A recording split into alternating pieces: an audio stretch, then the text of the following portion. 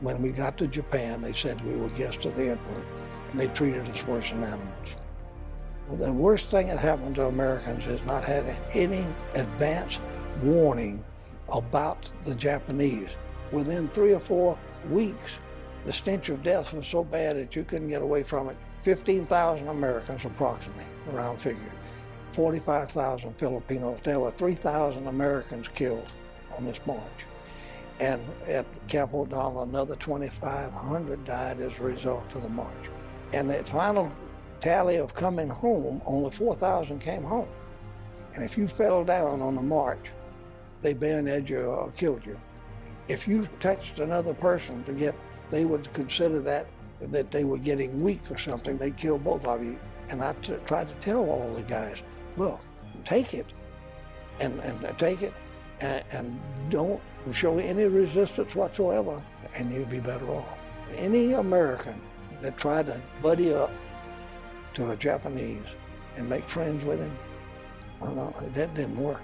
If he was ordered to kill somebody that day, he would go right straight to that guy that he knew a little bit about and kill him. And it never failed.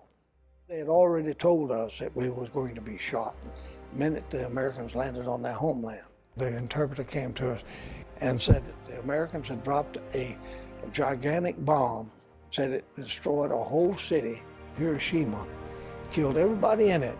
We thought it was a propaganda stunt or something. But the next morning, they took us out to a rice field, and they gave us a pick and a shovel each and designated us a spot. And they said, we want, in 2 days, we want a grave 6 foot long, 2 foot wide, and 4 foot deep. We was trying to delay our situation and so that we would work them down or whatever to delay the digging.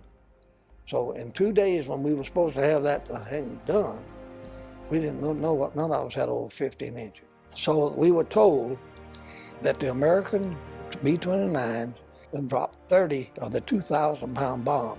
The next morning, they came and the interpreter said, you're not going back out to the rice field today. The emperor's going to talk at 2 o'clock tomorrow afternoon. And after that, he said, the Americans and Japanese are talking and there may be a truce. The emperor says that the Americans had evidently enough of the big bombs that they could isolate and kill the majority of the Japanese people. You're expecting to die, and without a doubt you're going to die, and then you don't. I mean, I can't explain the feeling to you. Years later, I got rid of the hatred, and my whole life changed. It made me humble. You cannot ask God for forgiveness if you're not humble. Now I could love a lot more than I could hate.